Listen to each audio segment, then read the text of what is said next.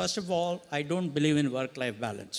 I was a little bit disappointed Anna? in 1986 or something.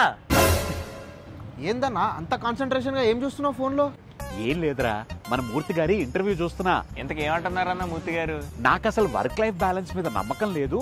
1980s లో వారానికి 6 రోజులు పనిచేసే ఇండియా కాస్త వారానికి 5 రోజులు పనిచేసే ఇండియాగా మారింది. నాకు ఆ మార్పు అసలు నచ్చలేదు. ఇండియాలో అందరూ హార్డ్ వర్క్ ఎక్కువ చేయాలి, హార్డ్ వర్క్ మించింది ఏదీ లేదు. తాత వస్తాడే కాంట్రవర్సీ స్టేట్మెంట్లు ఇచ్చి పోతాడే. రేయ్, పెద్ద ఆయన చెప్పాడంటే ఎంతో కొంత నిజం ఉంటుంది కదా. ఒకసారి ఆలోచించండి, వారానికి 5 రోజులు కాకుండా మనం ఒకవేళ 6 రోజులు పనిచేస్తే ప్రొడక్టివిటీ ఎంత పెరుగుతుంది? అవునవును, కంపెనీ ఎకానమీ బూస్ట్ అవుతుంది, దాంతో పాటు దేశ ఎకానమీ కూడా బూస్ట్ అవుతుంది. కానీ దానికి పనిచేసే మాలాంటి ఎంప్లాయీస్ మాత్రం చాలని జీతంతో ఎలా పనిచేస్తూ ఉంటాం. ఇది మాత్రం నిజం తౌఫిక్ భాయ్. మన కంపెనీ సీఈఓలు హై అండ్ కార్లు కొంటారు, ఫారెన్ లో విల్లాలు కొంటారు, కానీ మనం మాత్రం మన ఆఫీస్ దగ్గరలో ఒక ఫ్లాట్ రెంట్ తీసుకోనిక కూడా వస్తుంటాం. అంతెందుకురా, ఆయన కంపెనీలో క్లయింట్స్ దగ్గర డబుల్ ట్రిపుల్ వసూలు చేస్తాడు. అదే ఎంప్లాయీస్ హైక్లు ఇవ్వండిరా అంటే ఏడుస్తూ ఉంటాడు.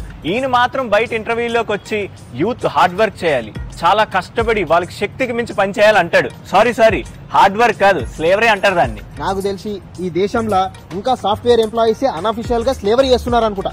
ఏమంటావనా? No comments, bloody nonsense. నవ్వుకోండి, బాగా నవ్వుకోండి.